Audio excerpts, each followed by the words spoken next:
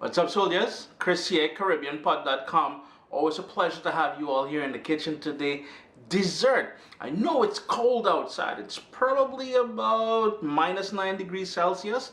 So no one's thinking about sorbet or ice cream and stuff like that currently. But come summertime, man. But right now it is Portugal season in the Caribbean, especially in Trinidad and Tobago, where I just came back from. And this recipe, we're doing a Portugal. Stay tuned. Peep this one. What's up, soldiers? Don't forget to click subscribe. If you've already clicked subscribe, hit that bell notification thing. I want to all you missing out on the new videos, man. Come on, click.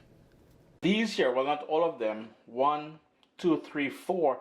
That is the Portugal. Now, I grew up in the country, and we would call these Portugal or pretty gal, as in pretty girl. But most people call it Portugal now. So 1, 2, 3, 4 I brought back from the Caribbean, specifically from Trinidad and Tobago, because it's in season right now, January, February into March. And to be honest with you, in all my travels around the world, I've never come across anything like this before. It is like a clementine, but it has this sort of pungent sort of, man, it's hard to describe. And when you peel back the skin, yo, man, it is just flavor upon flavor. Now, here's the thing. I am using a combination of clementines and the Portugals, only because I only have 4 of them. Contraband, bringing them back into Canada was all kind of drama. But besides that, I want to show you guys that you can use clementines alone if you want, if you cannot get it.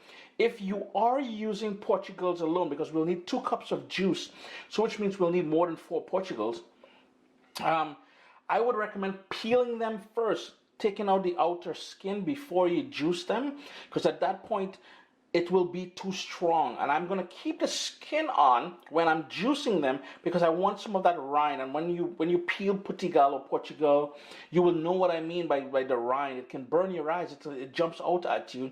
It's going to help flavor the juice off the clementines as well. Little talky talk there, but I felt it was necessary.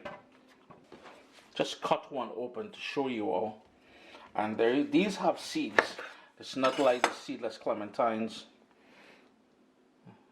It looks almost like an orange maybe on the inside. It's hard to describe, but oh, the smell of it, man. If you only know what I'm smelling right now. So this is where we're going to go ahead and we're going to juice these.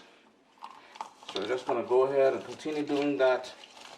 Make sure we don't get the seeds, but we'll strain it as well. So no big deal. I just want you to see something while I juice it. You're going to see all these little pieces of pulp here. What we're going to do, we're going to separate the seed from the pulp, and that is the only pulp we won't strain.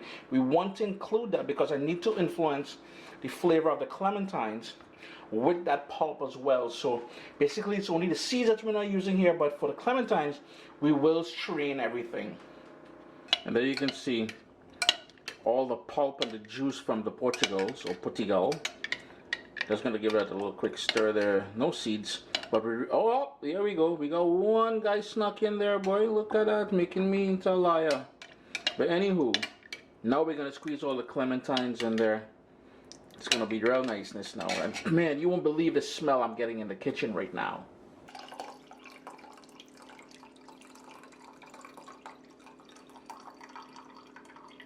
Got all my citrus juice here with the pulp from the Portugals as well. We're gonna add some sweetness. So in total, we have about 2 cups of that juice in there. I went in with 2 tablespoons of white sugar or granulated sugar, and I like adding honey. So a half and half sort of ratio. So 2 tablespoons of sugar, 2 tablespoons of honey. If you want to do all honey, you can certainly do that. Just gonna have to scrape this off in here now. And I don't know if you guys can see in the background there, but before we get to that,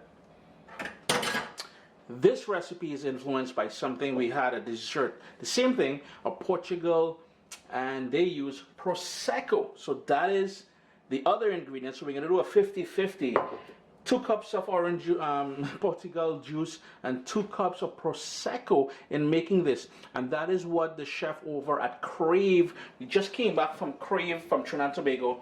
And as always, I always hit up that restaurant while I'm there. Good people, good food, great fun. I'm just giving this a mix. And the chef, they wanted me to try this thing. They offered me to try it, and I was just blown away by the flavors. So this is my interpretation of that Portugal Prosecco Sorbet I had over at Krave. But I don't even know what the ingredients were that they used. I'm just going by taste and what would appeal to me. And speaking about appeal to me, what I think would complement this well is about 2 tablespoons of rose water. If you cannot get rose water, well, small thing, don't fret too much about that. And all I'm doing here before I add the Prosecco is making sure that sugar and the honey dissolves and sweetens it nicely. Now remember, Portugal can be tart as well. They're not always as sweet. So you may need to adjust the sweetness by adding more sugar or more honey, or if you want to use agave, whatever it is you're using, just adjust it to your own liking before you freeze it, all right?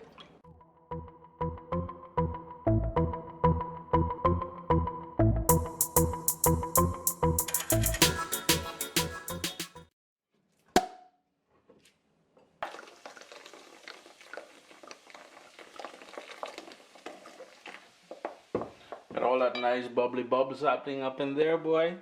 Just gonna give that a quick little stir. Move that around. And then we're ready to chill this in your sorbet maker.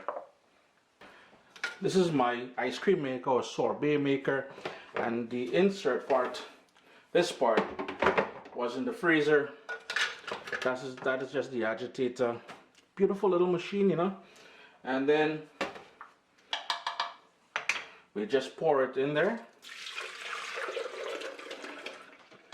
Try not to ever overfill your ice cream maker or whatever it is you're using, because what happens is when it's too crowded, this cools down and you don't get a nice consistency.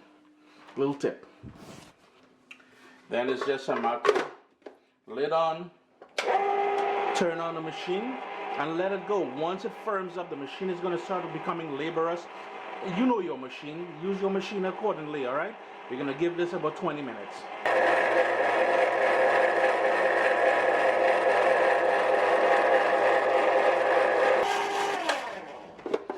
Took just over about 25 minutes or so to get the sort of consistency that I'm looking for. Now here's the thing, you're gonna have to finish this off in the freezer depending on how good your sorbet maker is. But it's already nice and done in there. Man, does it ever smell good, boy. Lovely consistency. And I kind of snuck in there and I tasted it early. It is just amazing. The combination of the Portugal and that Prosecco, boy oh boy, is it ever good. Now what I like doing, I have these containers that Kiana bought for me, and you can get these on Amazon. It's really good. It's you can freeze it, you can thaw it, you can reuse them. I'm gonna fill this up, put it into the freezer, and chill it before so it firms up just a little bit more. Chris at CaribbeanPod.com. Always a pleasure having you guys here in the kitchen with me.